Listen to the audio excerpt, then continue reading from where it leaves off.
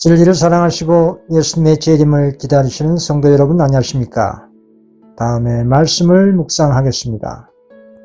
히브리서 11장 5절입니다. 믿음으로 에녹은 죽음을 보지 않고 옮기었으니 하나님이 저를 옮기심으로 다시 보이지 아니하니라. 저는 옮기기 전에 하나님을 기쁘시게 하는 자라 하는 증거를 받았느니라. 성경에 기록된 의인들 가운데 죽지 않고 살아 승천한 사람은 엘리야와 에녹뿐입니다. 에녹은 300년 동안 이 지상에서 하나님과 동행하였습니다. 그리고 주님께서는 에녹을 데리고 당신 계신 셋째 하늘로 가셨습니다. 그런데 에녹은 300년 동안 그 당시 죄악 세상에서 어떻게 주님과 동행할 수 있었을까요? 다음에 말씀을 보시면 그 해답이 있습니다. 히브리서 11장 6절입니다. 믿음이 없이는 하나님을 기쁘시게 하지 못하나니 하나님께 나아가는 자는 반드시 그가 계신 것과 또한 그가 자기를 찾는 자들에게 상 주시는 이심을 믿어야 할지니라. 에녹이 하늘로 옮기기 전에 하나님을 기쁘시게 하는 자라 하는 증거를 받았다고 했습니다. 하나님을 기쁘게 했다는 에녹의 증거는 무엇일까요? 그 증거는 미래를 보는 믿음입니다. 믿음은 바라는 것들의 실상입니다. 믿음은 보이지 않는 것들의 증거입니다. 눈에 보이는 증거는 말 못한 짐승도 훈련시키면 믿을 것입니다. 믿음으로 에녹은 주님과 동행한 것입니다.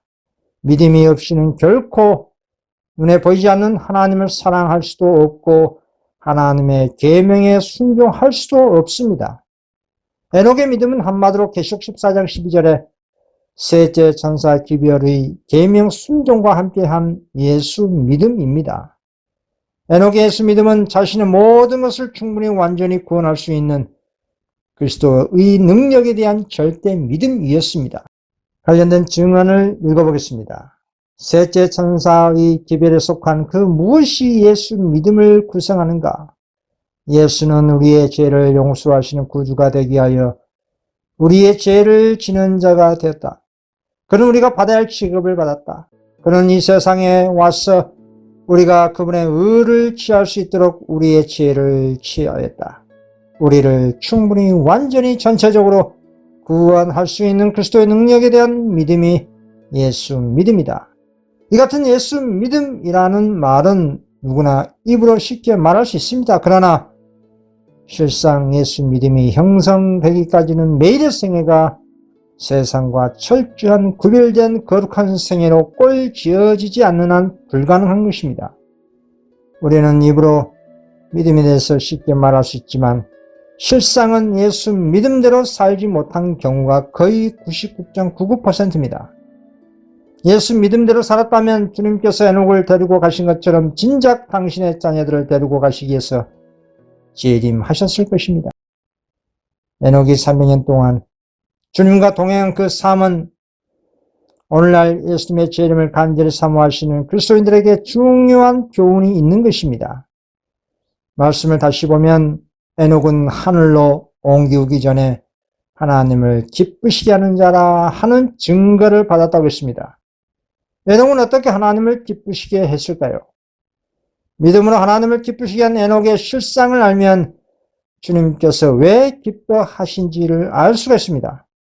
또 사실을 알고 보면 에녹이 주님을 기쁘시게 한 내용은 특별한 것이 아니라는 것도 알 수가 있습니다. 무슨 말이냐면 에녹이 하나님을 기쁘게 한 것은 기도했습니다. 아침 저녁으로 가정에서 가족들과 함께 기도했습니다. 그리고 또 특별히 골방에서 열렬하게 주님께 기도했습니다. 에녹은 기도를 통해 주님과 대화하기를 즐겼습니다.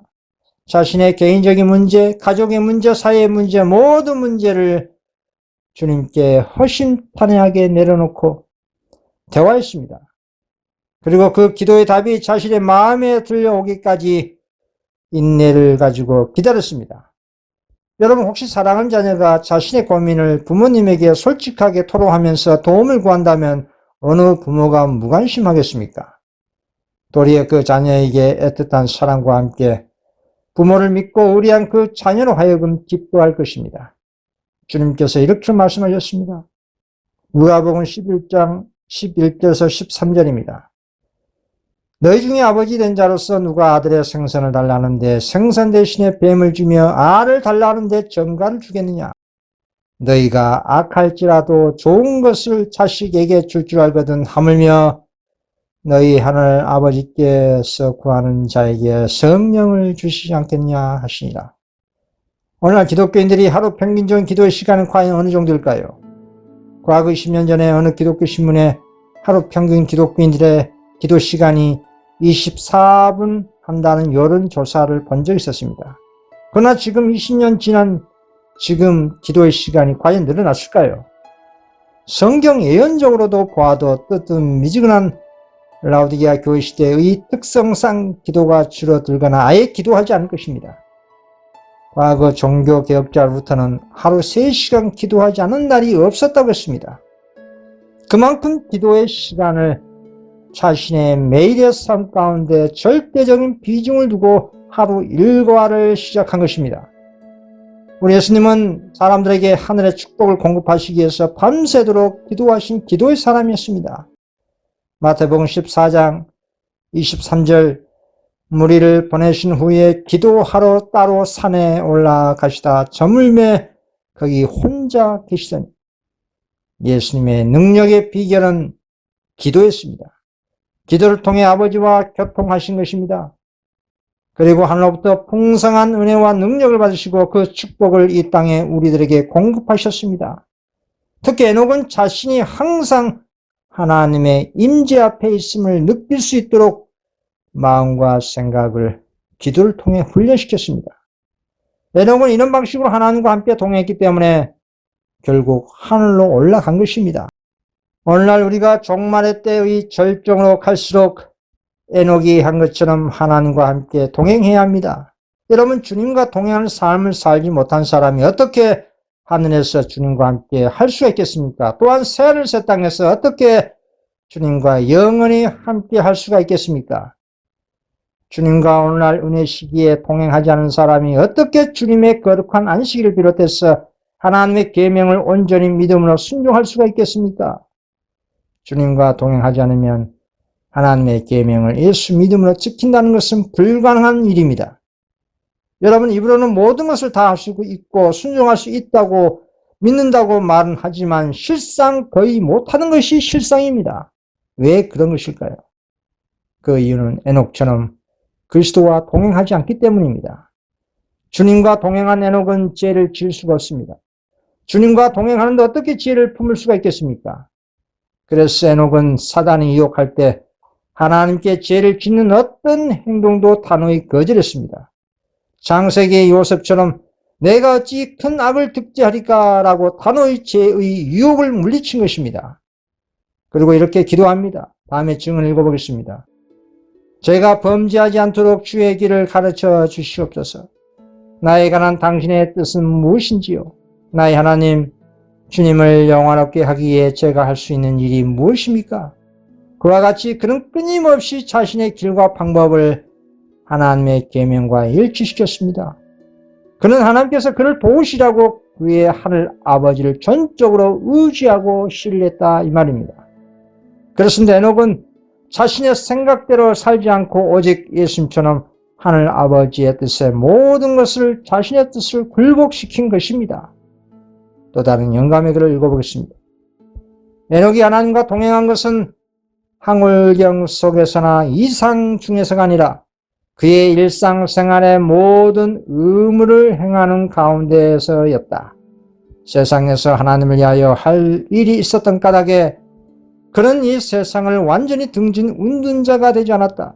가정에서와 사교 생활에서 남편이와 아버지로서 친구로서 시민으로서 그는 확고부동한 하나님의 종이었다. 에녹이 그 당시에 그리스도와 동행한 것은 어떤 황홀경이나 환상 속의 어떤 이상 혼자 상상 속에서 한 것이 아니었습니다.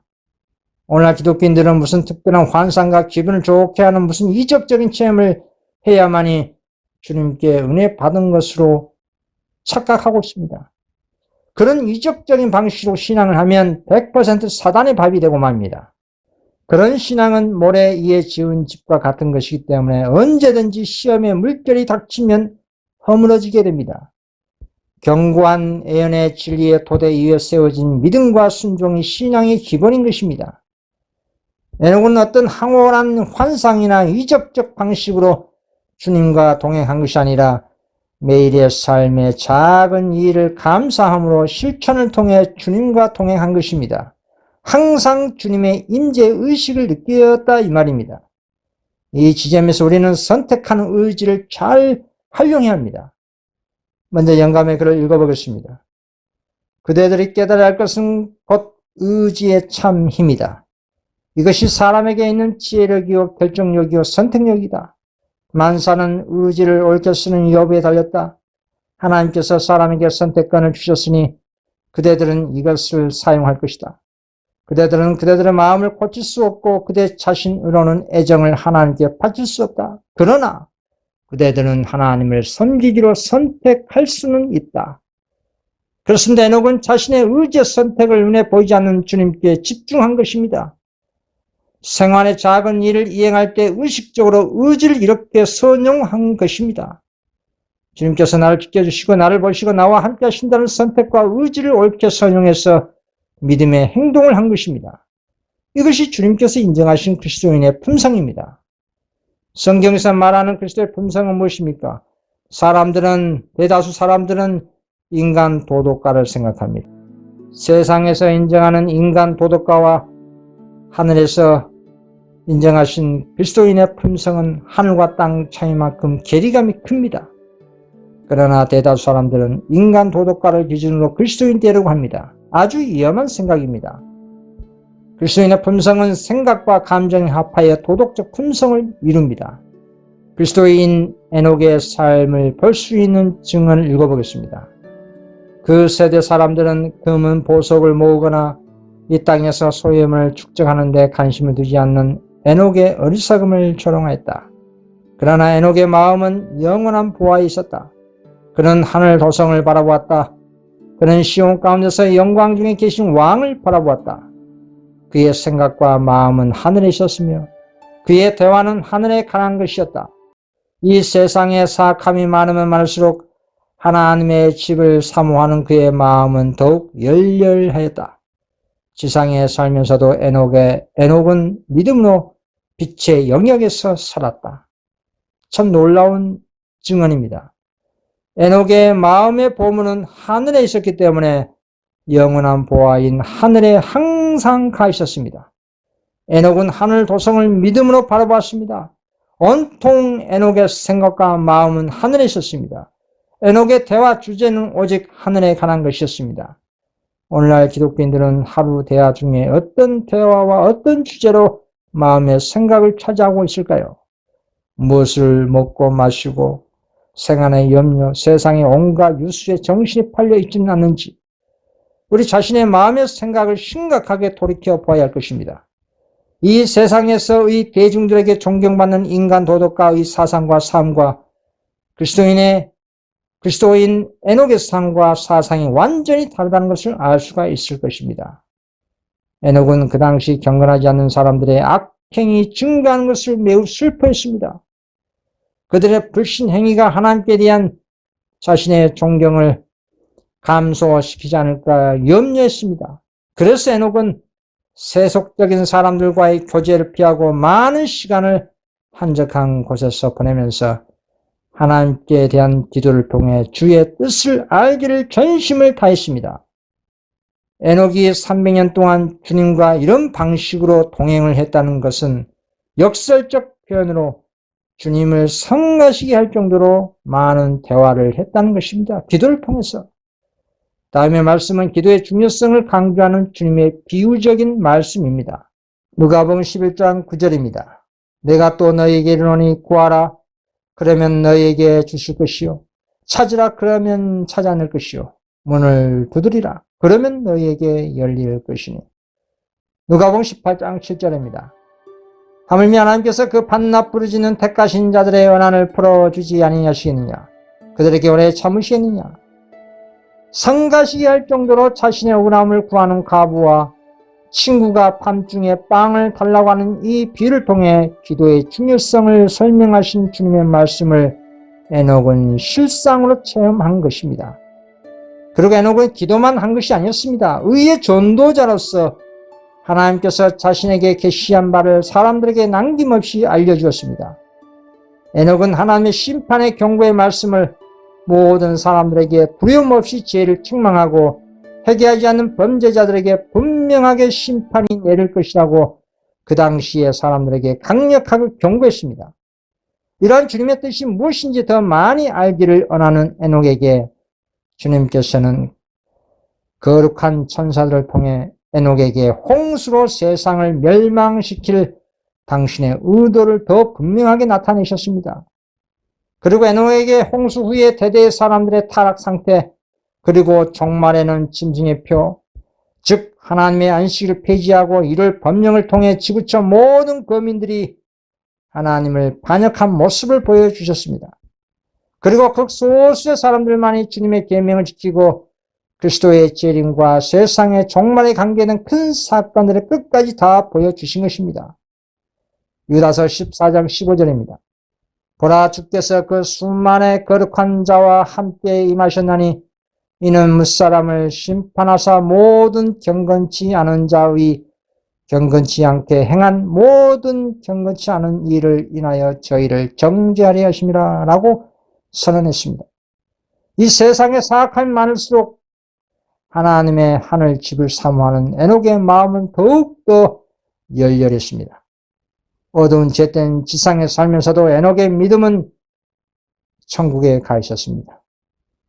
에녹은 이런 방식으로 300년 동안 하늘과 조화되기 위해 자신의 순결을 추구했습니다. 시간이 지날수록 에녹은 그리스도와 더 밀접한 연합을 추구했습니다. 결국 에녹은 자신이 원한 대로 그리스도와의 더 긴밀한 연합이 이루어졌고 마침내 그리스도께서는 에녹을 데리고 하늘로 가신 것입니다. 그 당시 에녹은 큰 빛이신 예수 그리스도를 증거하고 큰 빛으로 인도하기 위한 작은 빛이었습니다. 마태복음 5장 14절에서 16절입니다. 너희는 세상의 빛이라. 산 위에 있는 동네가 숨겨지지 못할 것이요 사람이 등불을 켜서 말 안에 두지 아니하고 등경 위에 두나니 이러므로 집안 모든 사람에게 비치니라. 이같이 너희 빛이 사람 앞에 비치게 하여 그들로 너희 착한 행실을 보고 하늘에 계신 너희 아버지께 영광을 돌리게 하라. 이것이 세상의 복음을 판단한 시금석입니다. 죽음을 맛보지 않고 승천한 에녹은 지금 하늘에서 무엇을 하고 있을까요? 마음이 청결한 자는 복이 있나니 저희가 하나님을 볼 것이요. 이 말씀처럼 결국 에녹은 살아 승천하여 지금 하늘 도성집에서 하나님을 보고 있는 것입니다. 그리고 에녹은 다른 행성도 자유롭게 방문하면서 이 땅에서 그리스도를 믿음으로 말미암아 죄를 이긴 삶의 이야기를 다른 행성 주민들에게 증거하고 있는 것입니다.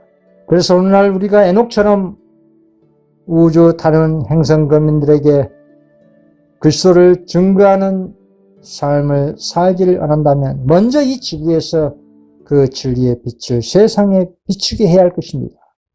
그 빛이 곧 그리스도와 동행한 증거입니다. 하나님의 계명과 예수 믿음을 가지고 있는 하나님의 백성은 지상에 있는 하늘의 대표자들입니다. 오늘날 셋째 천사 기별을 믿노라는 주님의 자녀들은 온 인류에 닥칠 짐승의 표를 받지 말라는 큰 외침을 하라는 선교사로 부르셨습니다. 오늘날 말세의 그리스도가 문 밖에 있는 떳떳 미지근한 라우디게아 시대에 여자의 남은 자수는 큰 구원에 참여할 후보들입니다. 이와 같은 예수 재림을 촉진하는 기별을 전할 사람들은 막중한 사명감을 가지고 마지막 때 천국 복음인 셋째 천사 기별을 힘있게 증거하고 경고해야 합니다. 마태복음 28장 18절에서 20절입니다. 예수께 나와 일러 가라사대 하늘과 땅의 모든 건설을 내게 주셨으니 그러므로 너희는 가서 모든 족속으로 제자를 삼아 아버지와 아들과 성령의 이름으로 침례를 주고 내가 너희에게 분부한 모든 것을 가르쳐 지키게 하라 볼지어다. 내가 세상 끝날까지 너희와 항상 함께 있으리라 하시니라.